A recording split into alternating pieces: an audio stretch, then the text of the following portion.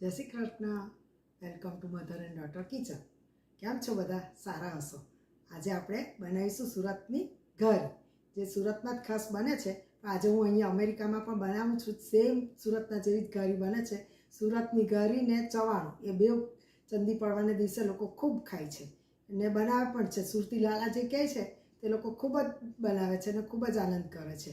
તો ચાલો આપણે એમાં શું સામગ્રી જોઈશે તે હું તમને બતાવી દઉં. આપણે એને માટે જે સામગ્રી જોઈશે તે હું તમને બતાવું. આ છે ઘી, કેસર, સુગર, માવો, કેસર, બદામ, પિસ્તાનો ભૂકો છે, ચણાનો લોટ અને આ મેંદો છે. તેને આપણે લોટ બાંધવાને માટે ઘીનું મોણ મૂકીને લોટ બાંધી દઈશું અને આ સ્વાદ પ્રમાણે એલચી નાખવાની. એમાં એટલી સામગ્રી પણ જોઈતી નથી. તો આપણે હવે એને શરૂઆત કરીએ. સૌપ્રથમ આપણે આ પેનીમાં ઘી મૂકીશું. થોડું ઘી મૂકવાનું હોય છે અને આ મેં ચણાનો ઘોઘરો લોટ લીધો છે તેને આપણે શેકી દઈશું.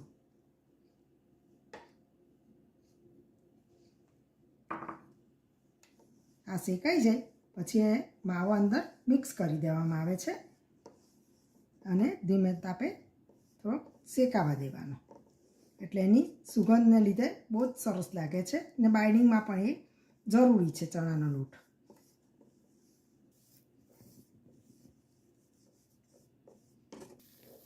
હવે આ આપણો લોટ શેકાઈને રેડી થઈ ગયો છે. એને આપણે ઉતારી લઈશું નીચે અને ઠંડુ પડવા દઈશું. એટલી વારમાં આપણે મેદાનો લોટ રેડી કરી દઈશું. આ ઠંડુ પડે પછી આપણે અંદર કેસર, પિસ્તા, બદામ બધું મિક્સ કરી દઈશું. આ શેકાઈ ગયો છે આપણો લોટ.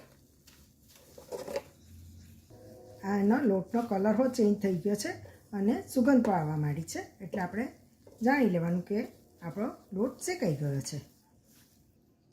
આ મેં ઠંડુ પાડવાના માટે બાઉલમાં કાઢી લીધો છે લોટ. એ ઠંડુ પડે એટલે આપણે મેદાનો લોટ બાંધીને રેડી કરીશું. આ આપણે ઘી ગરમ કરવા માટે મૂકીશું. એટલે ગરમ થઈ જાય એટલે આપણું આ બાજુ બેસન પણ ઠંડો પડી જશે અને આપણે કેસર, પિસ્તાનું બધું મિક્સ કરી દઈશું. આ ઘીમાં જ તળાય છે ઘરી. હવે આપણે આ મેં મેંદો ચાળીને લીધો છે એનો આપણે લોટ બાંધી દઈશું. એની અંદર ઘીનું મોણ મૂકીશું.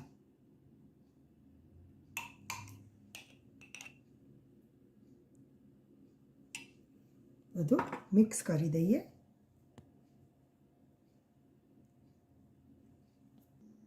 આ આપણું ઘી મેં મિક્સ થઈ ગયું છે. આ મુઠ્ઠિયા વળે તેવું ઘી મૂકવાનું કે જેથી ઘરી સરસ થાય. હવે એને આપણે પાણી લઈને લોટ બાંધી દઈશું.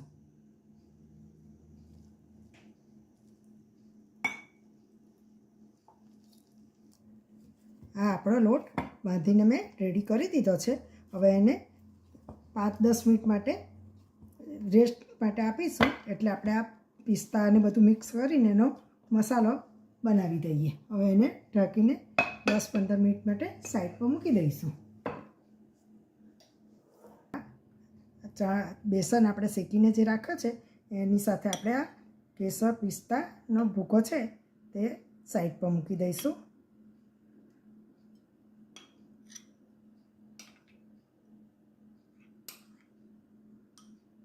માવો છે મેં ઘર જ બનાવ્યો છે.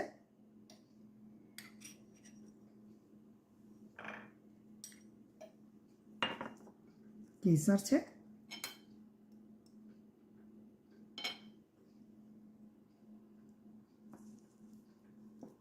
એલચીનો ભૂકો છે, સ્વાદ પ્રમાણે લેવો.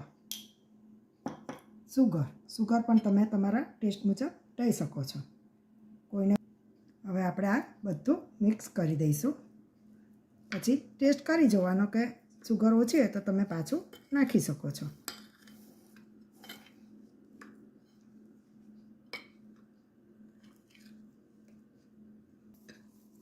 આપણું આ રેડી થઈ ગયું છે. હવે એને નાના નાના બોલ્સ બનાવીને આ કૂકી કટર છે એની અંદર આપણે મૂકીને એક સરખી ઘારી બનાવી દઈશું.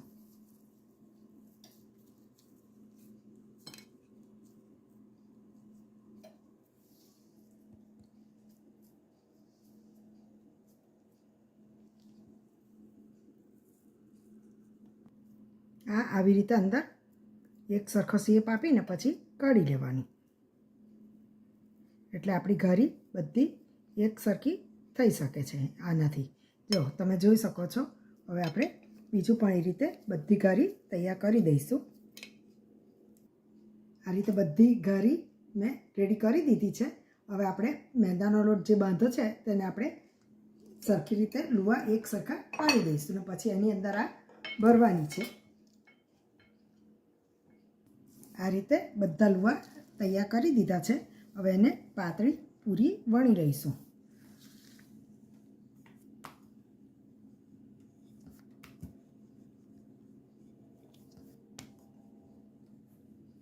અને જાડી વણવામાં નથી આવતી, એની જેટલી બને તેટલી પતલી પૂરી વણવાની કે જેથી આરપાર આપણી ઘારી અંદર મૂકીએ અને પછી તળીએ તો દેખાય કે ઘારી છે અંદર.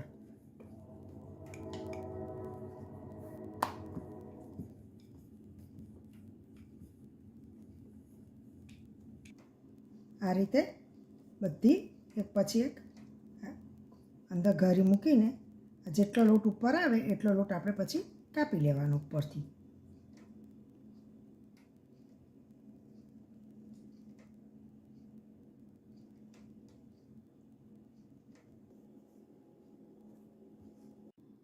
બધી ઘારી તૈયાર થઈ ગઈ છે. આ બાજુ મારું ઘી પણ ગરમ થઈ ગયું છે. હવે એને આપણે જારી ઉપર મૂકી દેવાની આ રીતે, અને એના ઉપર પછી ગરમ ઘી રેડવામાં આવે છે.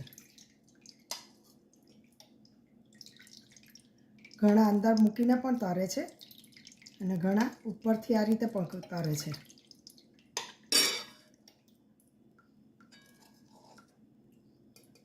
ઉપર લાલ થઈ જાય ત્યાં સુધી આપણે એના પર ઘી નાખવાનું હોય છે. અંદર તરવાથી ઘણીવાર છૂટી પણ જાય, એના કરતાં આ રીતે તરીએ તો સરસ થઈ જાય છે.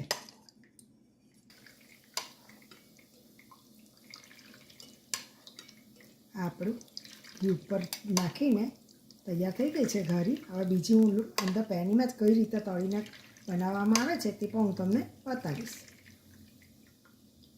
આ ઉપરથી લાલ થઈ ગઈ છે એટલે આપણી ઘારી રેડી થઈ ગઈ છે. હવે એને ડીશમાં કાઢી લઈશું. હવે બીજી ઘારી હું તમને અંદર આ રીતે પણ તમને બતાવીશ કે કેવી રીતે થાય છે.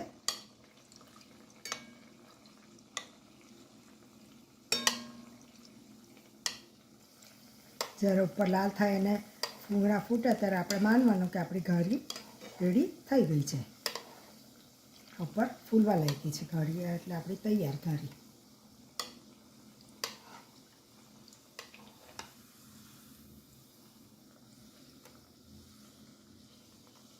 સ્વાદમાં તો એટલી સરસ લાગે છે કે તમે મારો વિડીયો જોઈને તમને પણ થશે કે આપણે એકવાર જરૂરથી બનાવવી જોઈએ આવી ઘારી. તદ્દન ઇઝી છે બનાવવામાં, કંઈ એ નથી થતું, વાર નથી લાગતી અને સ્વાદમાં પણ સરસ લાગશે. તમે જરૂરથી બનાવજો અને મારો વિડીયો શેર કરજો, સબસ્ક્રાઈબ કરજો તો મને ઘણો આનંદ થશે.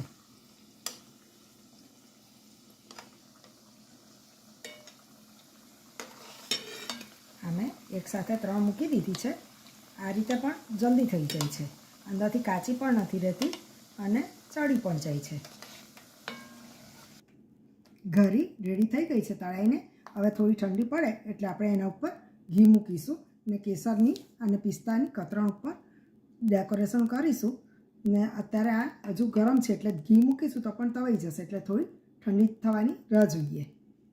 હવે આપણે એના પર કેસર પિસ્તાનો ભૂકો નાખીને ગાર્નિશિંગ કરીશું ને પછી એના પર ઘી મૂકીશું.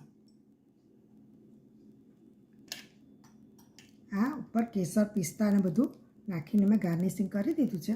હવે એના ઉપર આપણે ઘી નાખીશું. ઘણા ઘીમાં આખી ડુબાડે છે, ડુબાડીને પણ કરે છે, તો તે પછી બહુ ઘીવાળું સારું નથી લાગતું, એટલે હું એના પર ઘી મૂકું છું. ઘારી રેડી છે. ઘારી રેડી છે. ઘણાને દીપમાં ખૂબ ઘી નાખીને ડીપ કરીને પણ ઘણા કરે છે. અમને આ રીતે ભાવે છે એટલે મેં ઘી થોડું ઓછું નાખ્યું છે. પણ તમને પણ એમ થશે કે મને પહેલાં કેમ આ રીત ખબર નહોતી. તમે પણ એન્જોય કરજો, બનાવજો, મારી રીત જરૂરથી ફોલો કરજો તો તમને પણ થશે ના આ તો તદ્દન ઇઝી રીત છે, બધાને જ બનાવતા આવડશે અને ભાવશે. Thank you for watching. See you next video. See you next recipe.